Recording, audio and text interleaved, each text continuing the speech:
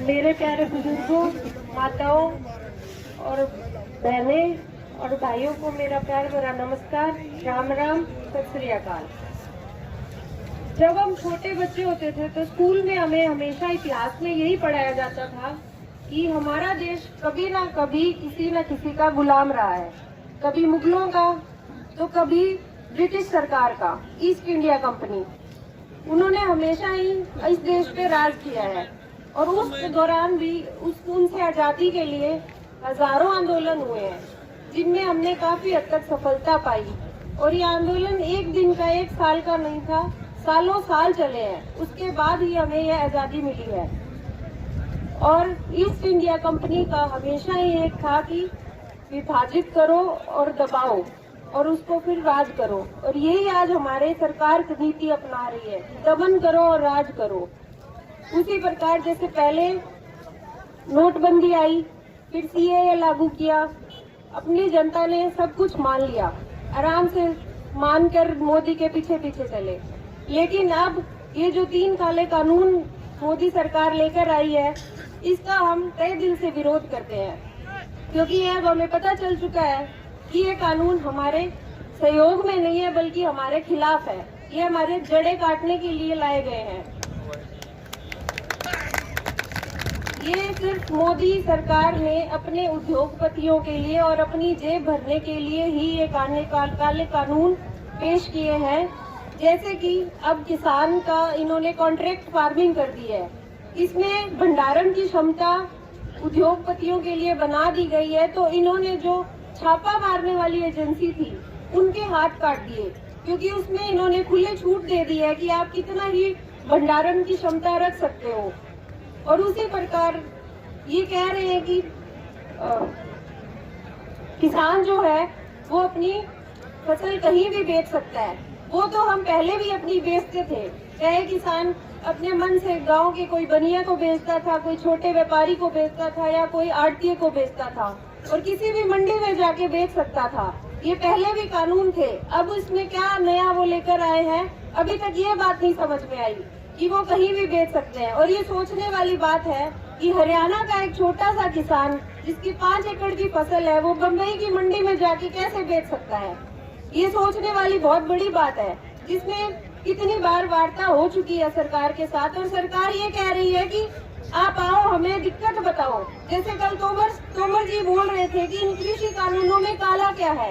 अब इसमें ये बात समझ नहीं आई कि काला और सफेद का अंतर क्या रह गया। जब 5 किले का किसान अपनी फसल बम्बई या चंडीगढ़ जाके बेचेगा तो उसका ट्रांसपोर्ट का खर्चा नहीं आएगा, और 5 एकड़ की फसल होती कितनी है, जितना उसने कमाया नहीं उससे दुगना तो वो रास्ते में अपना लग निकाल देगा। ऊपर से ट्रांसपोर्ट की अलग से, उसको ट्रांसपोर्ट के अलग से जो नियम है उनका पालन करना, उसमें कितना भार लेके जा सकते हो, कितना टोल लगेगा, वो सब उसको अगर जोड़ के अगर वो चलेगा तो उसकी तो जितनी कमाई हुई है उससे दुगना उसका खर्च हो गया है।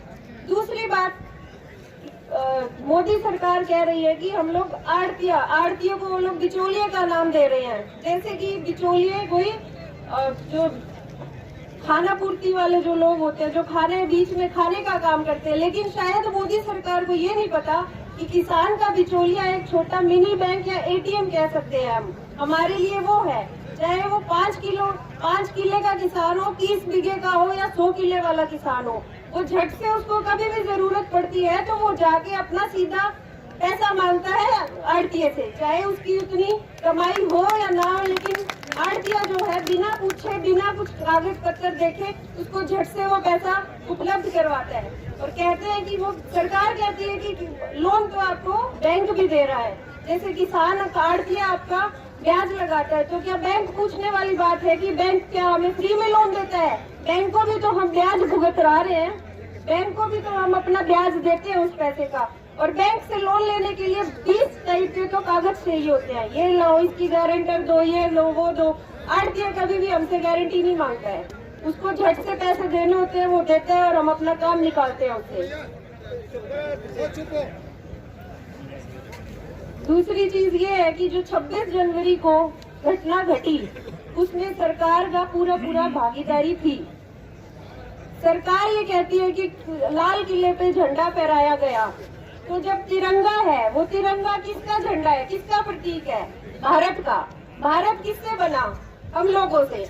हमारे जो साथ में ही तो कहते हैं कि भारत एक ऐसा देश है जिसमें अनेक धर्म है, अनेक जातियां, अनेक प्रजातियां हैं। तो क्या अगर हमने अपना झंडे उसमें लाल किले में अपने कोई भी धर्म का झंडा लगाया है, तो हमने क्या उस झंडे का अपमान किया है? उस झंडे में अगर 3 रंग है, तो वो 3 रंग अनेक रंगों से बनकर ही वो 3 रंग आए हैं। और दूसरी बात, कोई देखने वाली हो, उस झंडे का ना पहले कभी अपमान हुआ, ना अब हो रहा है, ना आगे होगा।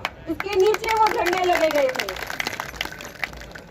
उसके बाद किसान जो रैली निकाल रहे थे, उसमें बहुत ही छोटी सी एक जो उपद्रवी थे, सिर्फ वही लाल किले पे गए। उसके अलावा 6 लाख से ज्यादा ट्रैक्टर थे वहाँ पे, 25 लाख से ज्यादा जनता वहाँ पर यात्रा में गई थी। उसका ये गोदी मीडिया जो है, उसने एक भी कवरेज नहीं दिखाई, सिवाय उसके कि उसने लाठीचार्ज कर दिया, इन्होंने बैरिकेड तोड़ दिए। वो यात्रा का कहाँ पे है वीडियो, कहाँ पे है? मैं सबसे आपसे एक ही अपील करती हूँ कि जो ये गोदी मीडिया है, उसका आप तय दिल से बहिष्कार कर दे। अपने घरों में वो टीवी चैनल चलाए ना जिसपे ये सारी फिजूल की बातें दिखाते हैं। धीरे धीरे इनका विकल्प यही है कि धीरे धीरे इनको जड़ों से काटा जाए। इनको सब घर में अपने ये न्यूज चैनल बंद करो, बहिष्कार करो इनका, जो ये फालतू की बातें गोदी मीडिया चला रहा है।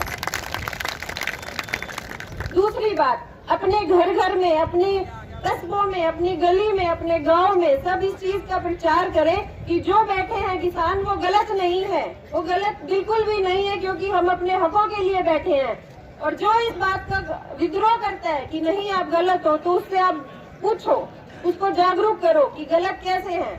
अगर इतने ही गलत हैं तो मोदी सरकार अभी तक 75 दिन से ज्यादा हो गए हैं वहाँ बैठे हुए। क्या सरकार इतनी दुर्बल है कि वो कोई एक्शन नहीं ले सकती? और हम कौन से आतंकवादी हैं जो उन्होंने वहाँ पे किले ठुकवाई हैं, बैरिकेड्स लगवाए हैं? आप चाइना के, पाकिस्तान के, इनके जो अपने सहयोगी देश जो बॉर्डर पे लगते हैं, उनकी बैरिकेडिंग देखो, इतनी तक ज्यादा मजबूत नहीं है जितनी उन्होंने दिल्ली में बना दी है। तो इतना क्या किसान देश का नागरिक होके इतना दुर्बल हो गया कि उसके आगे इतनी बैरिकेडिंग लगवानी पड़े? तो आपसे यही अपील करती हूँ मैं कि एकता रखें, शांतिपूर्वक हमें ये धरना प्रदर्शन करना है। सन 1906 में ब्रिटिश सरकार ने यही कानून लाने की कोशिश की थी। तब शहीद भगत सिंह के चाचा थे अजीत सिंह जी, उन्होंने 9 महीने ये धरना चलाया, शांतिपूर्वक धरना दिया। उसके बाद ये काले कानून जो रद्द करवा के माने। उसी प्रकार हमें भी अपना धरना शांतिपूर्वक रखना है, अपना मनोबल गिरने नहीं देना है और ज्यादा से ज्यादा सहयोग करके इस आंदोलन को आगे लेके जाना है। और महिलाओं से भी मैं अपील करती हूँ कि जितनी ज्यादा से ज्यादा आप संख्या में जुड़ेंगी, अपना सपोर्ट करेंगी, अपनी भागीदारी करेंगी, उतना ही हमारे देश के हित के लिए अच्छा होगा। और जितनी जल्दी हो सके हम ये काले कानून रद्द करवा के मानेंगे। एक बार आप सब मेरे साथ जय जवान जय किसान का नारा लगा दीजिए। जय जवान